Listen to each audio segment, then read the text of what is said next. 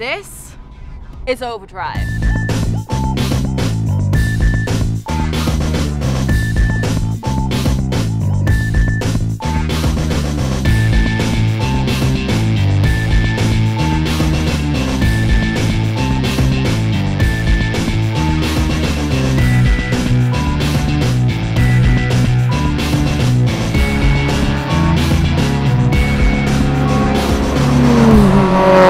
This is Overdrive.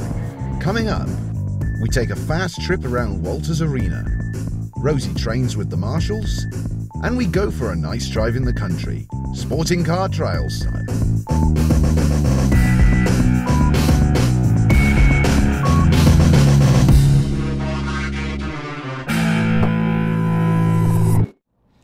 Welcome to Overdrive.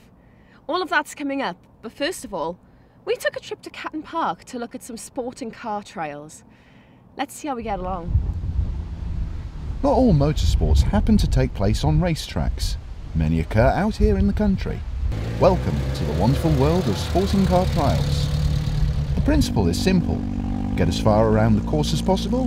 The further you get, the less points are awarded, and low scores win. There is no time involved. Sporting car trials champion Ian Wright takes us through the unusual cars that compete in this sport.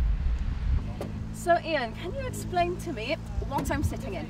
Okay, you're sitting in a sporting trials car, Right, sometimes known as a mud plugger. right. It's a sport that we do only in the winter, and the idea is to get from the beginning of a section to the end, which is predominantly uphill. Right. So plenty of mud. Mud, snow, ice, but however, it can be sunny like today. All we do is we adjust the tyre pressures on a dry day to make it harder for ourselves, because the cars are quite hot. Yeah. As you might have noticed, they're only two-wheel drive. We only use road pattern tyres, no big knobby tyres, and we use something called fiddle brakes, which are these levers here, if you can see them, Yeah. and these are independent rear brakes. Right. Both brakes to slow the car down or stop, left brake for turning left, right brake for turning right, and then either the left or the right as a form of traction control. So basically, if this wheel started to spin, we'd put a little bit of brake on, and if this wheel started to spin, we'd put a little bit of brake on. You can't have both on to stop wheel spinning, it's either one or the other. Alternatively, no brakes and a lot of power, which will make both wheels spin. But it's probably the black art of the sport. Good fun. Yes, it sounds it. So do you want to have a go? Yeah? Well, with you driving, please, but yes, I'll All right. be passenger for a go. Okay, all right then, let's give that a go. We'll start here, roll the left turn.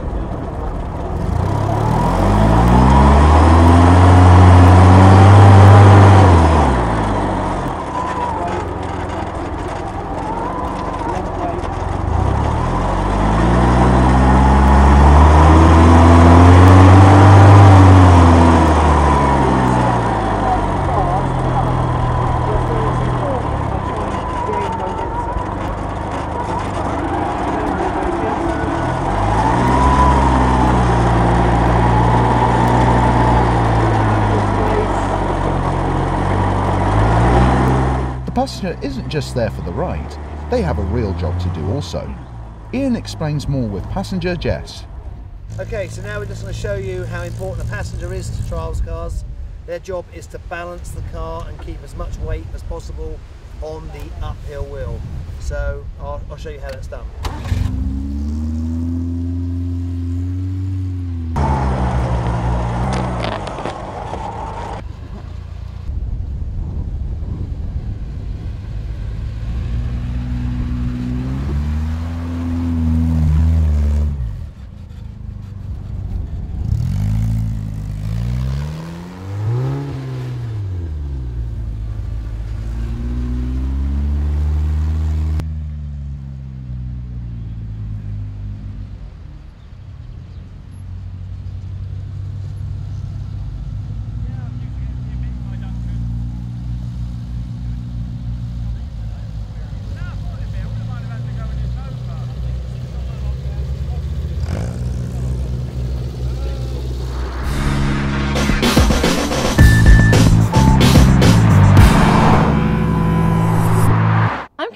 sat in the Mitsubishi Evo 10, which, believe it or not, is a rally car. Now, on the note of rallying, we're in South Wales. Let's go to one of their popular rallying places, Walters Arena in Glynneath. Walters Arena has entertained many spectators over the years. Time to see the stage close up and fast. Let's go on board Dave Matthews' Group N Subaru Impreza.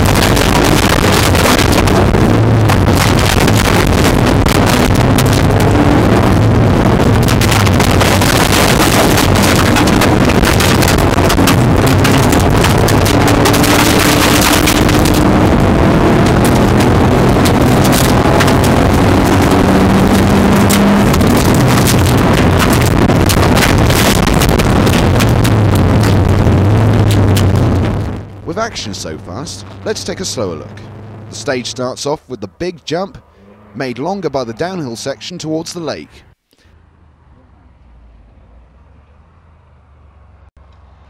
Then into a long left-hand corner.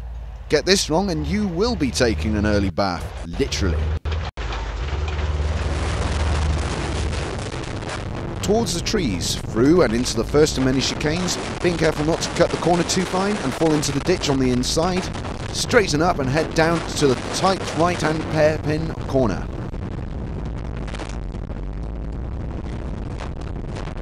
Dave's using the handbrake turn technique to lessen the Subaru's turning circle.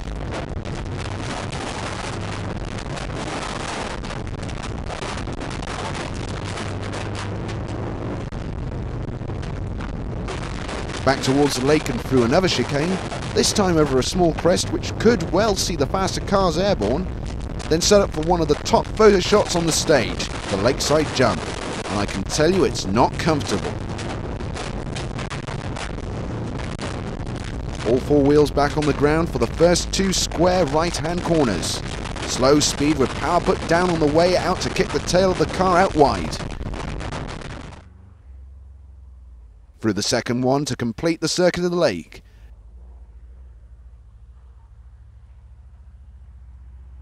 And now a medium left-hand turn to head back up the hill. There's not much time to think here before the next corner. Another square left. Time to use the Scandinavian flick to scrub off speed and use the car's inertia to get around the tight corner. Onto the faster roads now, a long flat left-hander.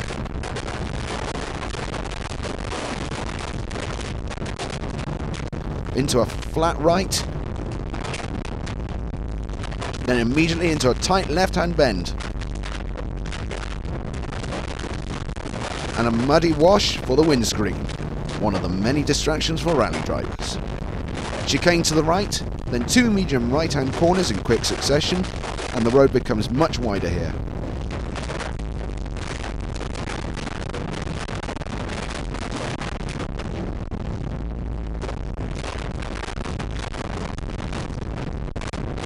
The next corner is hard up to the right, but the wideness of the road helps to keep the speed up.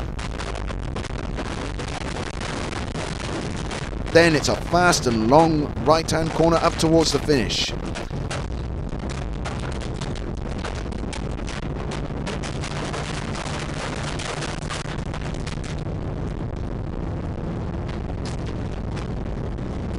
There's the yellow board. And the red, marking the flying finish to complete the stage.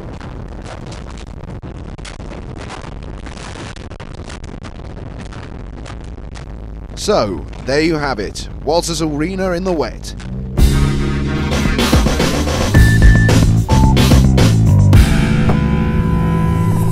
We've heard about the cars. We've heard about the drivers. We've heard about the races.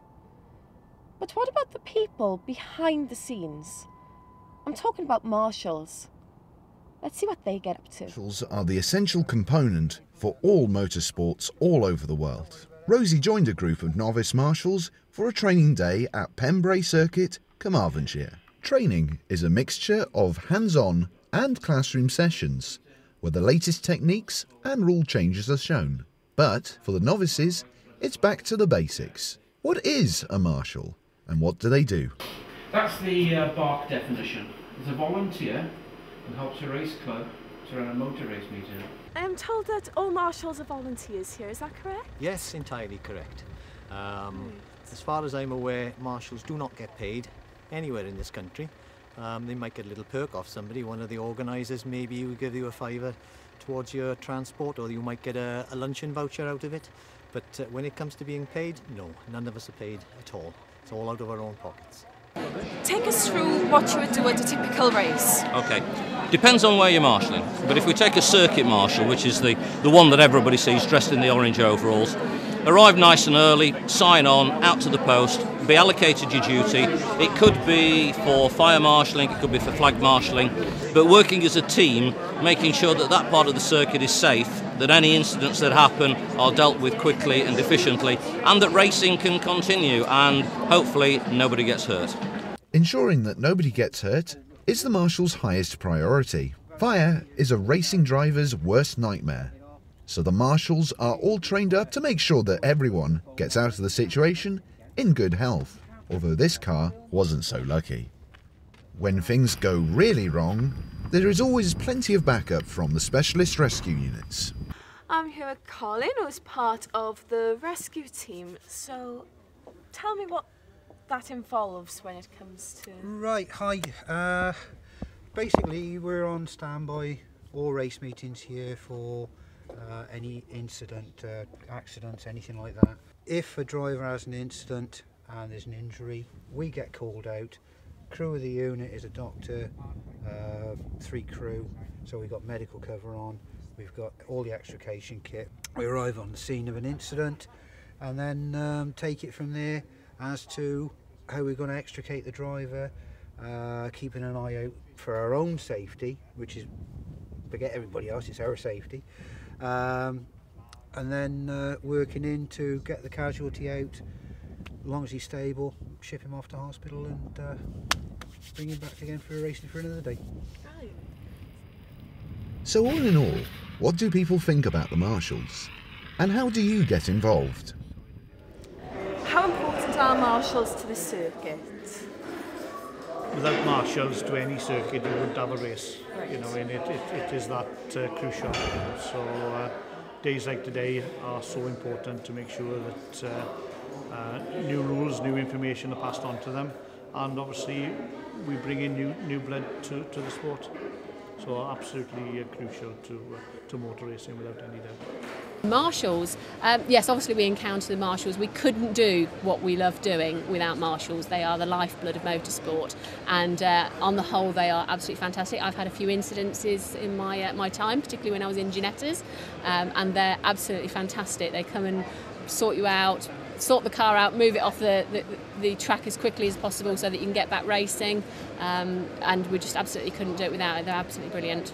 Say I'm interested in becoming a marshal. What training would that involve?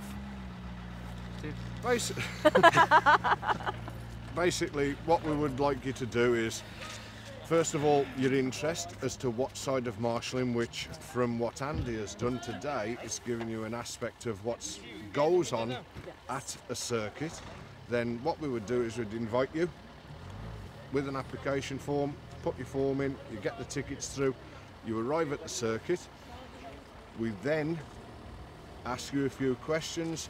Would you like to be part of the pit crew, or would you like to go out on the bank, do particular aspects of marshalling? Could end up that you'll be scrutineering, or your interest. It's basically what you would like to do. Then either myself or Andy would take you around on race day and show you everything as it happens on a race day. And that would be for the first part of the morning.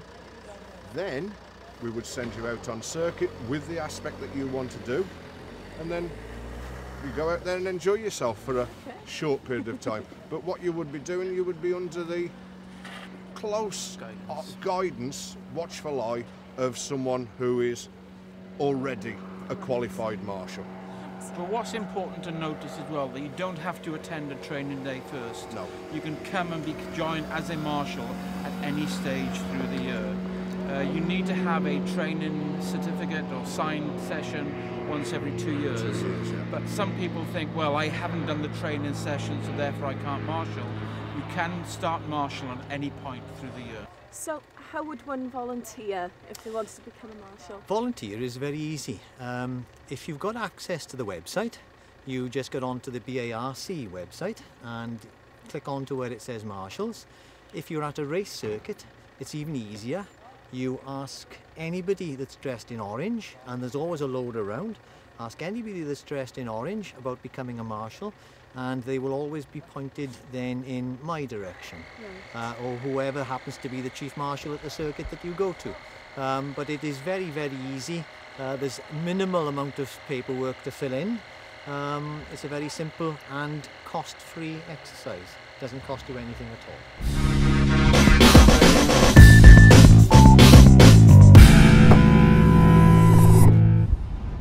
That's it for us for another day. If you want to learn anything more about anything we've covered today, or about this beautiful car, please visit our website. Thanks for watching. See you again.